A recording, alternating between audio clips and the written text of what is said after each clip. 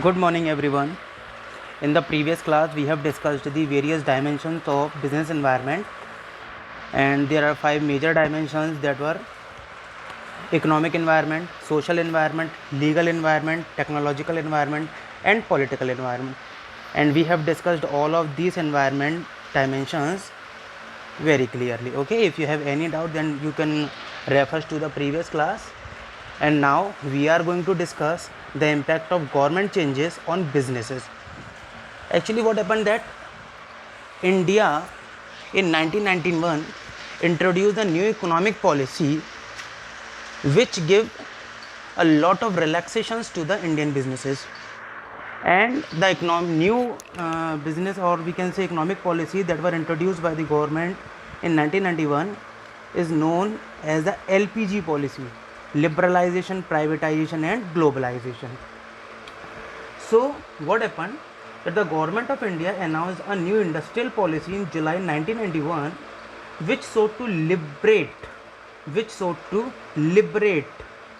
means to give relaxation to the uncontrollable or unnecessary restrictions being imposed on the businesses.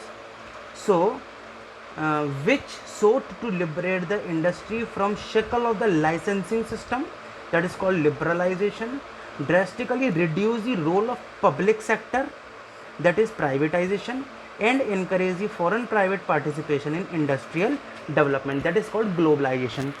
This policy is known as LPG policy, in which government gives relaxation in various forms to the Indian businesses. Okay, we will discuss each and every thing in detail furthermore. So what were the major objective of this new economic policy? Actually, there were a lot of objective to introduce this new industrial policy, some of which are as follows. Like, this economic policy calls for rapid economic growth and higher standard of living.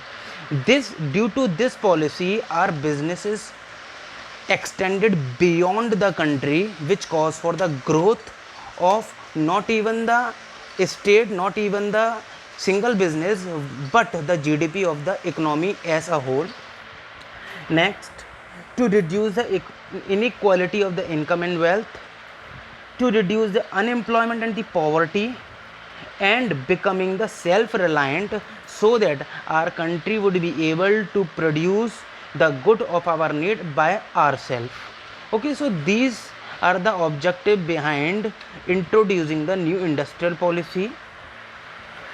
And if we go through what were the features of the new economic policy, so the features of the economic policies are: the government reduced the number of the industry under the compulsory licensing to 6.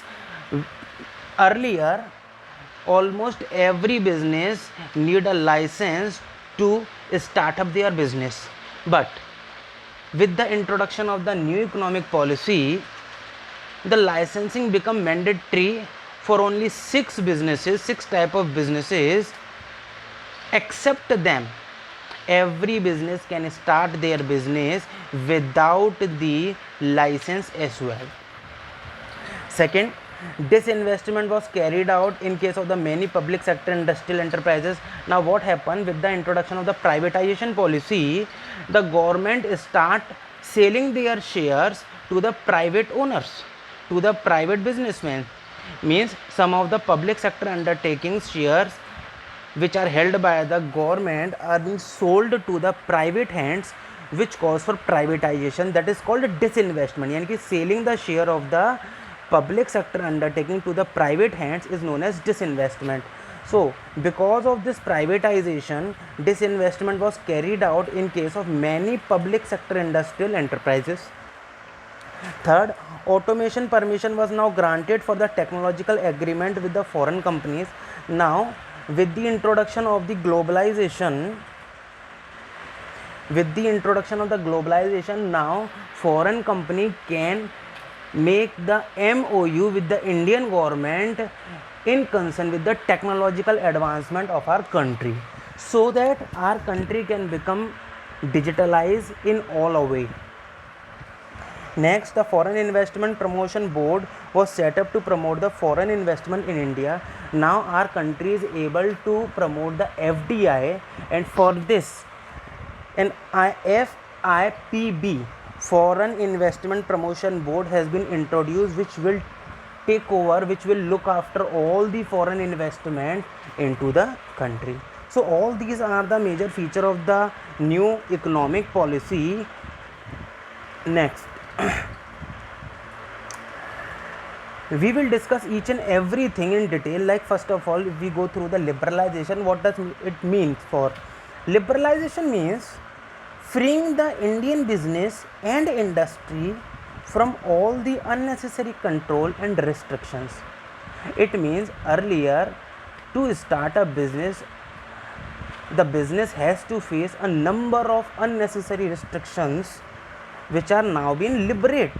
Now the business can be startup and it can be moved smoothly without the uncontrollable restriction of the government.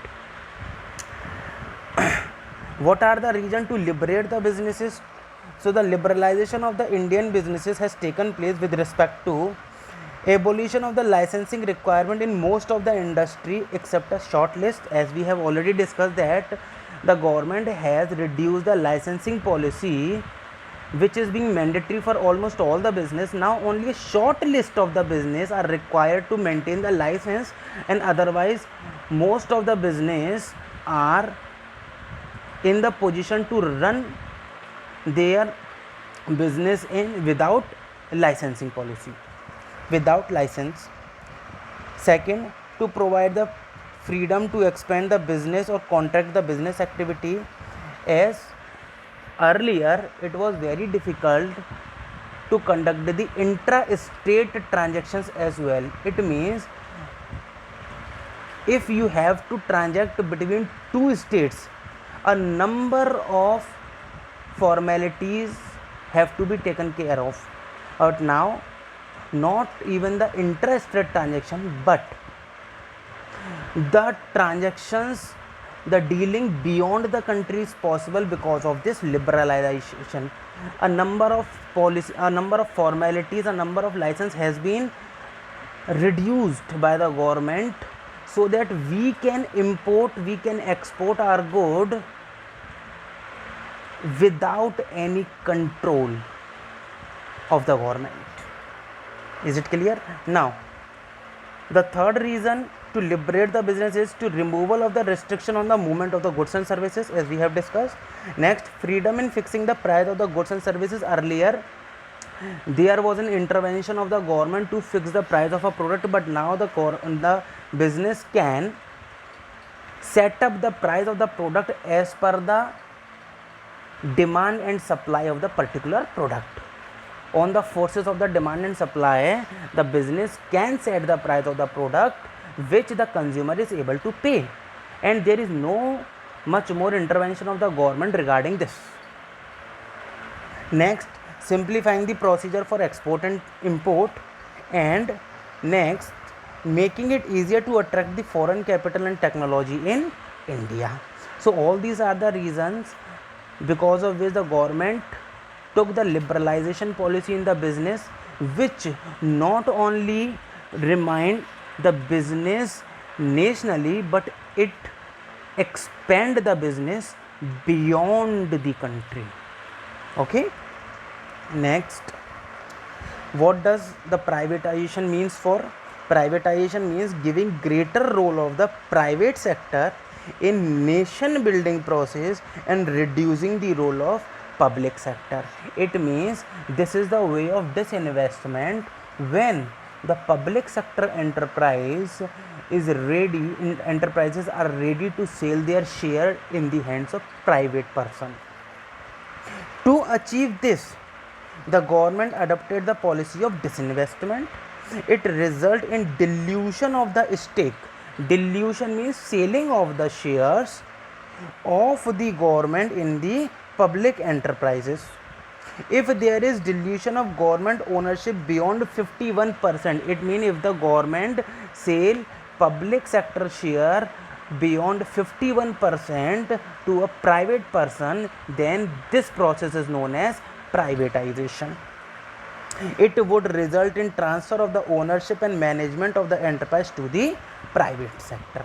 It means selling the share, or we can say dilution of the stake more than 51% to the private sector is known as privatization. Next, what is globalization mean for? Globalization means integrating the various economies of the world, leading toward the emergence of the global economy. It means globalization calls for removal of the barrier between two countries. Now, with this introduction of the globalization, every business can move their goods and services beyond the country. Till 1991, the government of India had followed the policy of strictly regulating the import in value and volume by way of licensing of import, tariff, restrictions, etc. Means till 1991, when the new economic policy has not been coming between us, a business has to face a number of restrictions, a number of taxes. Tariff means taxes, tax restrictions to make the import and export possible. But now the new economic reform aimed at trade liberalization were directed toward import liberalization, export promotion through rationalization of the tariff structure, and reform with respect of foreign exchange so that country does not remain isolated from the world. It means with the introduction of the globalization, a number of tariff restrictions has been abolished by the government, and a little bit criteria is being set for the export and import. Now we can make inter-country transaction freely. A number of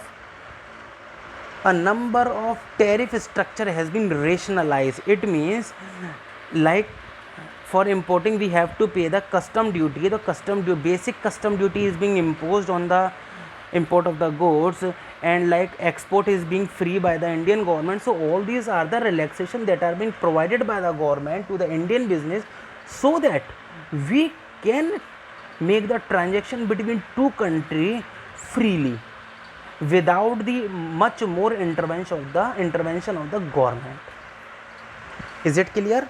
Now, globalization involves an increased level of interaction and interdependence among the various nations of the global economy.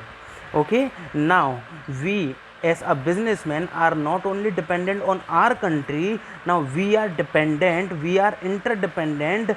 Each and every country almost is interdependent on other country for the supply of goods and services.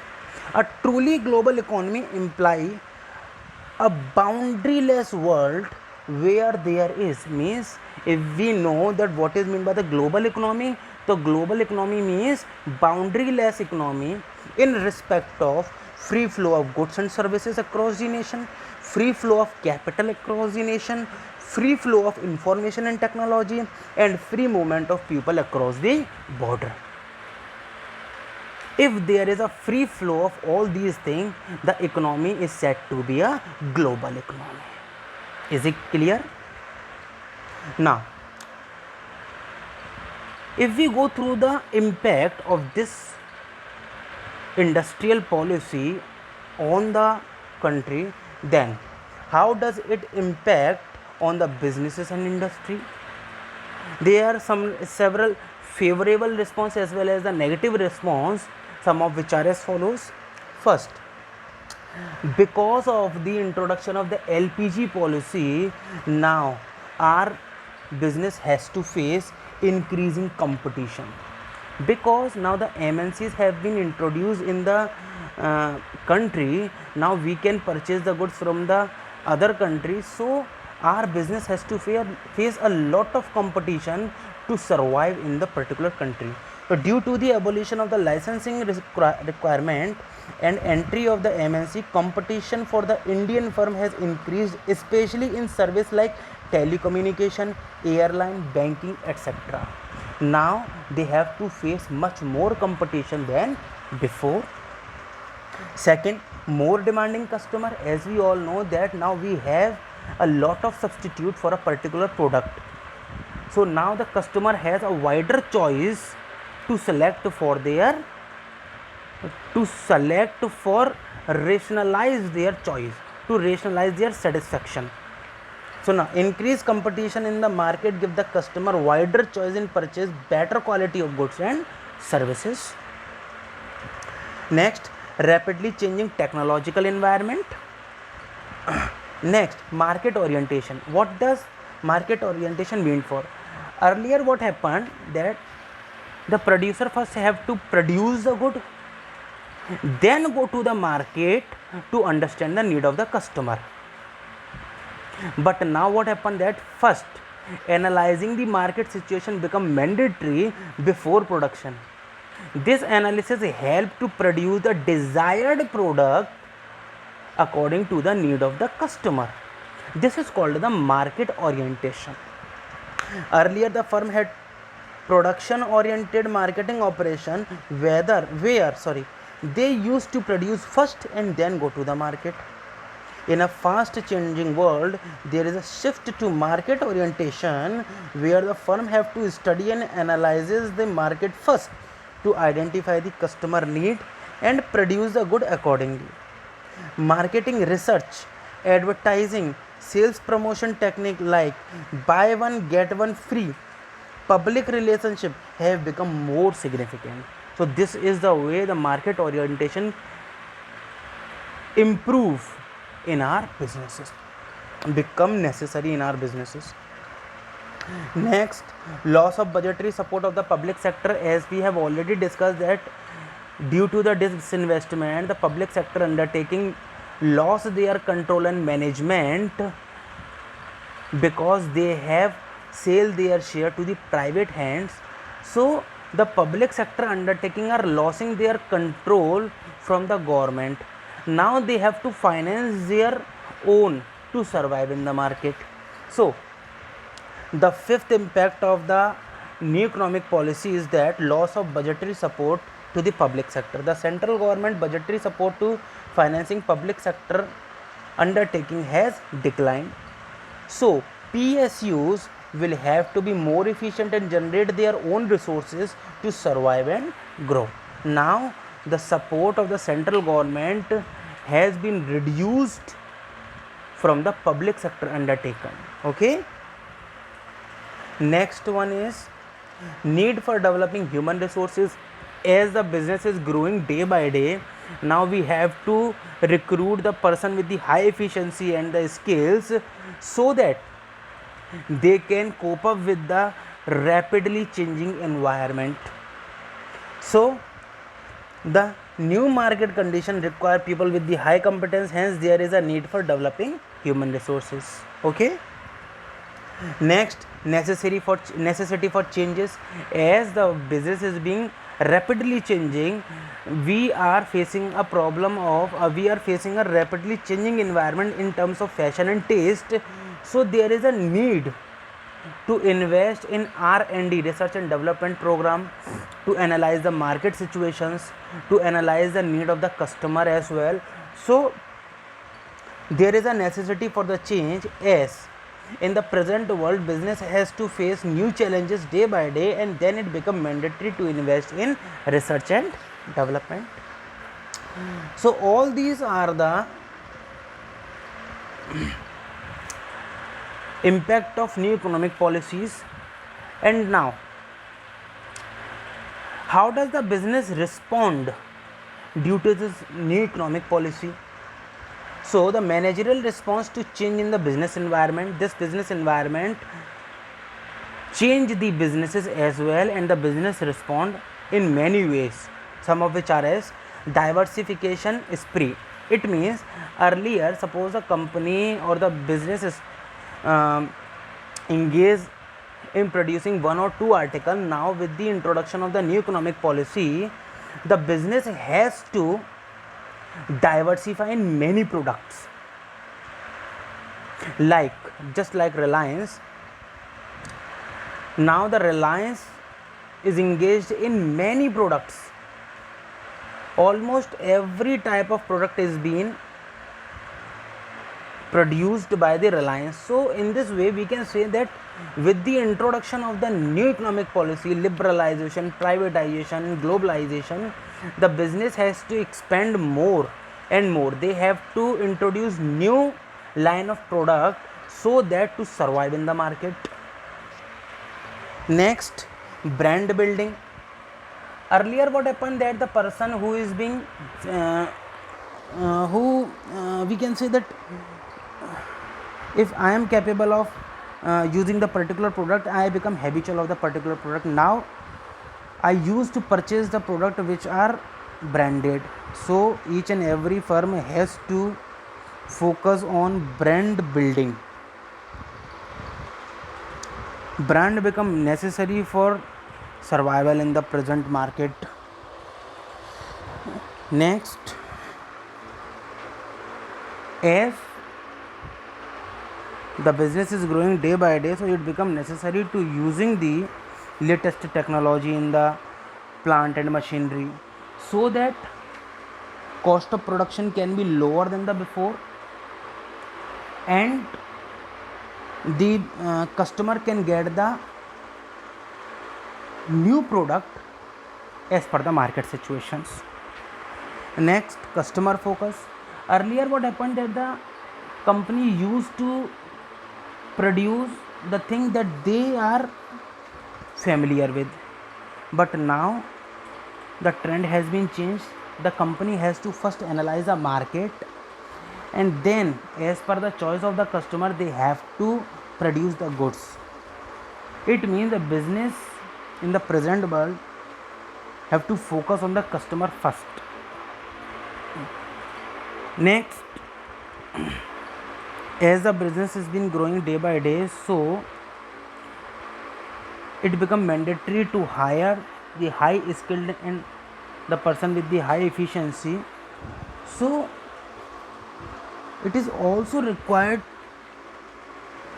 to pay the competitive compensation to the employee, so that their services can be availed for, like engineer, doctor. All these are the person which are being compensated with a handsome package in starting. So it becomes very necessary for the company to fix the competitive compensation, so that the employee can give the services for a longer period of time. And next, what happened, that we have seen a number of companies, a number of multinational companies have been started their business in India. So most of the companies use the policy of joint ventureship. It means they start doing their business with some existing businesses. They start the joint venture with the company or the businesses which is being already running in the particular country, so that the chances of the loss can be minimized and there can be a reduced competition among them. So all these are the managerial response to changes in the business environment. Now if we go through that, how did the changes in the business environment affect on the performance of the business unit? So we can see some of the examples, like suppose the government increase the tax on the product, then how does it cause for change in the business unit? See, increase in the tax on the product cause for increase in the cost of the production, and increase in the cost of the production leads to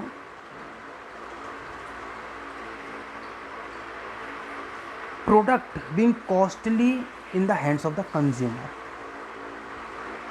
So if and vice versa, suppose there is a tax relaxation by the government on the particular product, then the cost of production can be reduced and it will be cheaper in the hands of the consumer.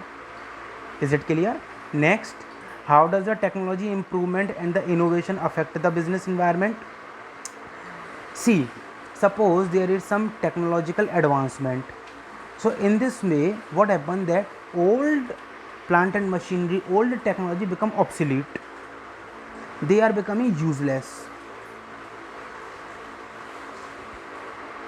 So the business which is going to install the new technology machines have to face a problem that old or existing machines that are being installed in its business become useless, and they would have to sell them off in a very insignificant amount. Next, change in the taste and the preference of the consumer, like the cloth, like the latest technology. So what are the changes in the tech, what are the causes for the changes in the taste and the preference of the consumer? It will shift the market demand from the existing product to the new one, as we have already seen in terms of the cloth.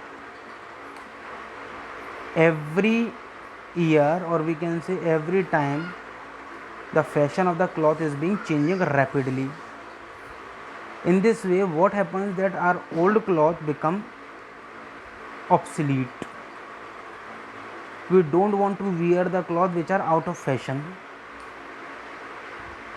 which cause the business a loss of bulk of stock remain unsold due to change in the taste and preference of the consumer. Increase competition in the market. If there would be increase in the competition of the competition in market, then the business has to fix the price of the product